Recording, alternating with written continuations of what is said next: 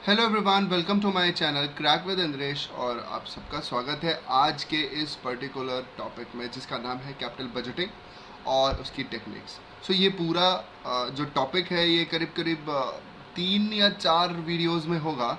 सो आप लोग बस इसको लगातार देखते चले जाइएगा, पार्ट पार्ट में आपका डेली में आ जाएगा। सो चलिए शुरुआत करते हैं इस पर्टिकुलर टॉपिक को क्रैक विद इंद्रेश में।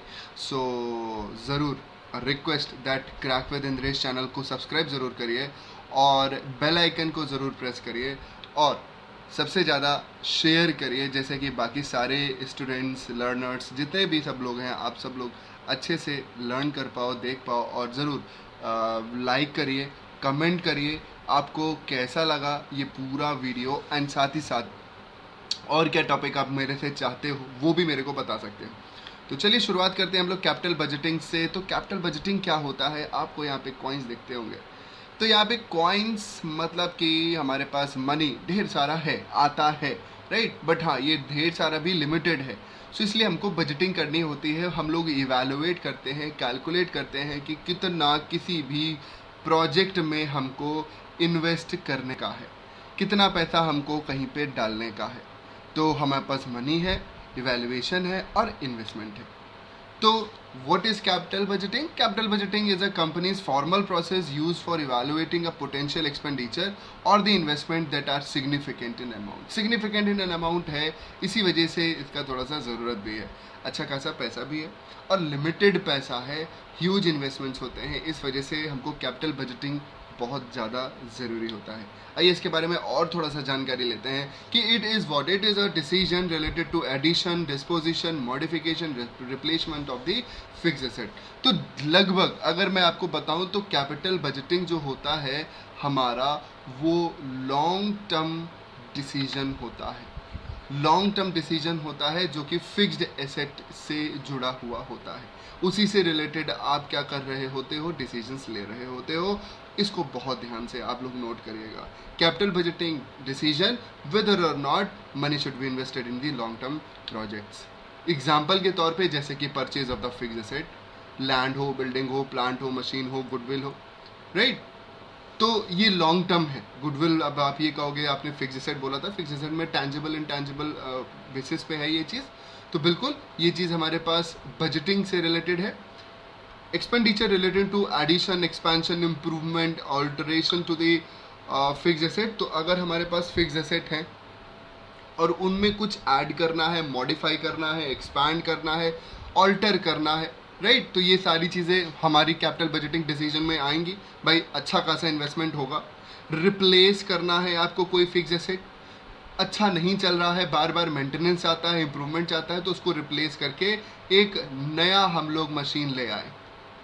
तो ये भी हमारा क्या हो गया, अब इस डिसीजन को कि लाएं कि ना लाएं, ये हमारा कैपिटल बजटिंग डिसीजन होता है। और साथ ही साथ हमारे पास जितना भी रिसर्च एंड डेवलपमेंट प्रोजेक्ट्स है, ये भी हमारा कैपिटल बजटिंग डिसीजन होता है।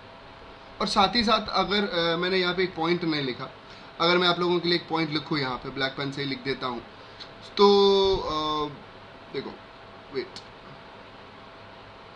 Okay, so just see this.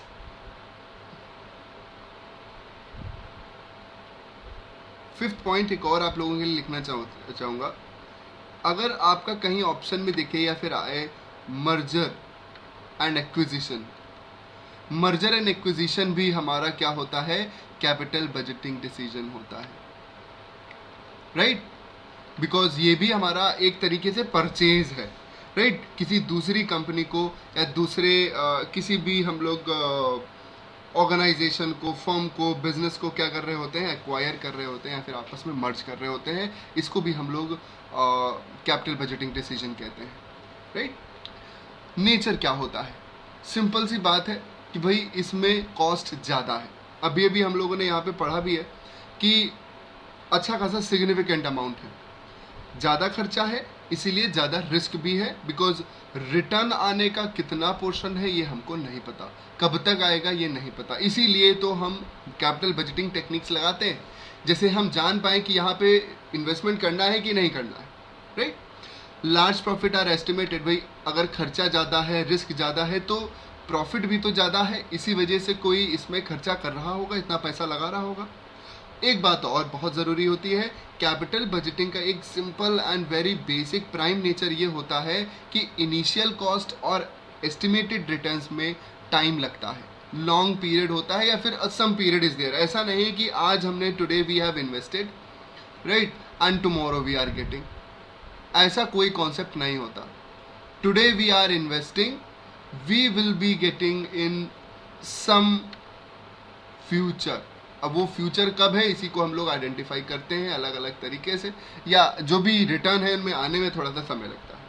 और जो यहाँ पे प्रोजेक्ट डिसीजंस होते हैं वो इरिवर्सिबल होते हैं, इरिवोकेबल होते हैं, मतलब कि उनको आप वापस रिवर्स नहीं कर सकते, उनको वापस घुमा नहीं सकते, उनको वहीं पे स्टॉप नहीं कर सकते, क्योंकि एक बार आपने डिसीजन ले लिया तो आप उसको, इतना बड़ा ह्यूज इन्वेस्टमेंट्स होते हैं कि आप उसको दोबारा रोक नहीं सकते, रिवर्स नहीं कर सकते। क्यों नहीं कर सकते? क्योंकि अगर करोगे भी तो आपके लॉस दिखाई पड़ेंगे ज़्यादा। उससे अच्छा क्या है, इसी को कैरी डाउन करना चाहिए। इसी वजह से यहाँ पे परमानेंट कमिटमेंट चाहिए, इसी वजह से कैपिटल बजटिंग टेक्निक लगाई जाती है। एक बार पैसा खर्च किया तो वो हमारा संक कॉस्ट माना जाता है, राइट? क्योंकि यहाँ पे हमारे पास संक कॉस्ट होता है, एक बार खर्चा किया तो वो हमारा गया। कॉम्प्लेक्स डिसीजंस भी हो रहे हैं यहाँ पे, बिल्कुल। ये हमारे पास बेसिक नेचर हो गए। अब हम लोग बात करते हैं प्रोसेस ऑफ कैपिटल बजटिंग के। तो प्रोसेस ऑफ कैपिटल बजटिंग भी हमारे नेट एनटीए नेट एग्जाम के लिए बहुत इंपॉर्टेंट है। सबसे पहला हमारे पास होता है प्रोजेक्ट आइडेंटिफिकेशन एंड जनरेशन। सबसे पहली बात तो आप आइडेंटिफाई करोगे कि भाई क्या प्रोजेक्ट है, क्या आइडिया है, एक आइडिया जनरेशन होगा। फिर उसके बाद हमारे पास आता है प्रोजेक्ट इवैल्यूएशन का। उस प्रोजेक्ट को इवैल्यूएट करोगे, क्योंकि हो सकता हो आपके पास एक आइडिया ना हो, आपके पास आइडिया नंबर 1 हो, 2 हो, 3 हो, 4 हो, या अलग अलग बिजनेस आपके पास हो कि भाई हम मैन्युफैक्चरिंग यूनिट पे जाना चाहते हैं, तो हम मान लो बिस्किट्स बनाना चाहते हैं, हम लेदर के शूज़ बनाना चाहेंगे, या फिर हम कोई सर्विस इंडस्ट्री में जाके हम कोई वहाँ पे ऑर्गेनाइजेशन खोलना चाहते हैं, कोई ऐसा बिजनेस खोलना चाहते हैं। मतलब हमारे पास अलग अलग आइडियाज़ होंगे।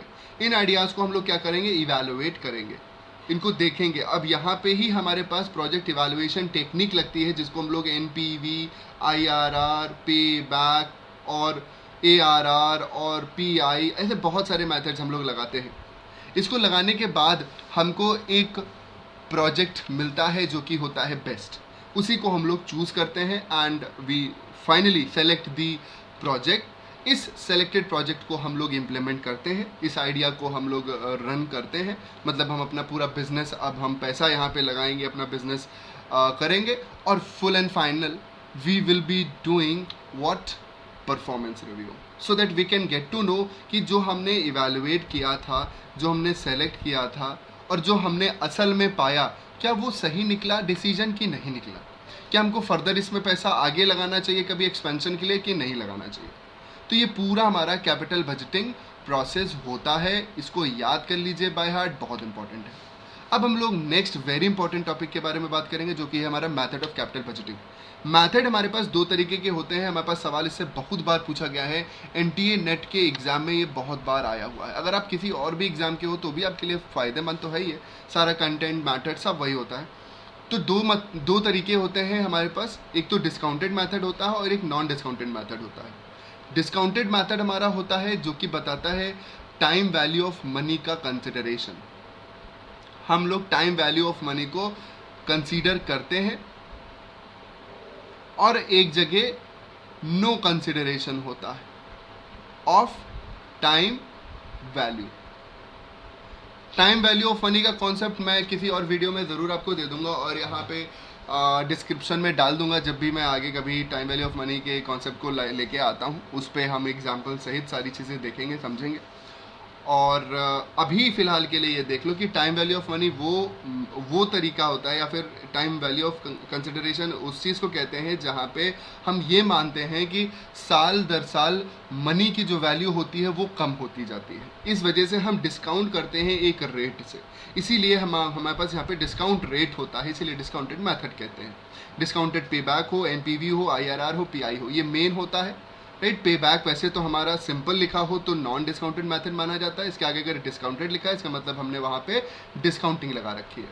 नॉन डिस्काउंटेड मेथड हमारे पास ARR होता है और पे बैक मेथड होता है, राइट। तो ये हमारे पास 4 मेथड हो गए। आई होप दैट आपको ये चारों के चारों डिस्काउंटेड में और 2 यहाँ पे नॉन डिस्काउंटेड में समझ में आए होंगे। आज हम इस वीडियो में सिर्फ ARR के बारे में बात करने वाले हैं, तो चलिए शुरुआत कर देते हैं ARR के बारे में। So this method takes into account the earning expected from the investment over their whole life. तो पूरी लाइफ में हमारे प्रोजेक्ट को कितना अर्निंग होने वाला है वो हम एक जगह लिख लेते हैं, राइट। उन सबको कंसीडर करते हैं एंड इसको हम लोग average rate of return method तो कहते ही हैं, साथ ही साथ accounting rate of return method भी कहते हैं, ये जो यहाँ पे लिखा है।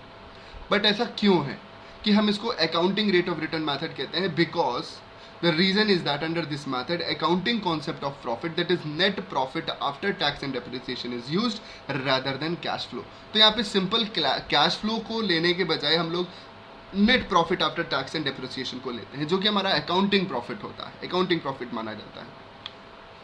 According to this method, various projects are ranked in order of the rates of earning or the rate of return। तो भाई यहाँ सिंपल सा तरीका क्या है, ARR कैलकुलेट करोगे अलग अलग प्रोजेक्ट्स के और उनको फिर आप रैंक कर दोगे उनके लाइक अर्निंग के रेट ऑफ अर्निंग के हिसाब से। तो project with a higher rate of return will be selected as compared to the lower one, and this method can be used to make the decision to accepting or rejecting a proposal। Very simple। अब इसमें 2 तरीके हैं, याद रखना 2 तरीके होते हैं calculation के। एक तो average rate of return method, जिसको सिंपल बोलते हैं।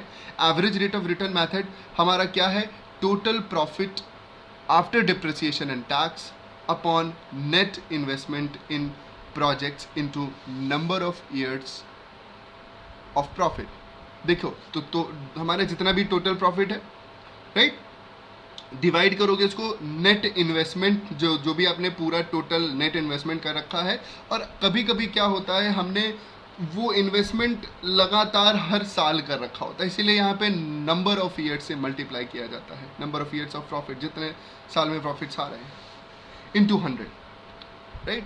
अगर ये चीज़ दी गई है तभी यूज़ करना है, अदरवाइज इसको नहीं यूज़ करना है, वरना जो ज़्यादातर आपके यूज़ होते हैं वो ये वाले ही फॉर्मूले यूज़ होंगे। Average annual profits upon net investments into 100। So this is very simple। Average annual profit कैसे कैलकुलेट किया जाता है, तो टोटल नंबर ऑफ प्रॉफिट जितने भी साल के दिए गए हैं उनको आप ऐड कर लीजिए और जितने भी टोटल नंबर ऑफ ईयर्स थे उनसे डिवाइड कर दीजिए। ये सिंपल एवरेजिंग टेक्निक है। पूरे ईयर्स के प्रॉफिट ऐड किया, डिवाइडेड बाय जितने भी ईयर्स थे उससे डिवाइड कर दिया। तो ये तरीका होता है average rate of return method का। So under this method average profit after tax and depreciation is calculated and then it is divided by the total outlay, that is the investment of the project, right। और ये हमारा एक traditional method कहलाता है calculation का। दूसरा हमारे पास क्या है, average return on average investment method. तो यहाँ पे कुछ नहीं, हम लोग एवरेज इन्वेस्टमेंट ले रहे होते हैं। So this is the most appropriate method of the rate of return on investment. Under this method average profit after depreciation and tax is divided by average amount of investment. बहुत simple है, यहाँ सिर्फ लिखा हुआ है क्या है, right. अब देखो यहाँ पे क्या होता है, average rate of return method क्या है, average annual profit after depreciation and taxes upon average investment. जो हमारे पास इन्वेस्टमेंट्स किए गए हैं, जितने भी साल में इन्वेस्टमेंट्स किए गए हैं उनको उनका एवरेज निकालना होता है, और कुछ नहीं।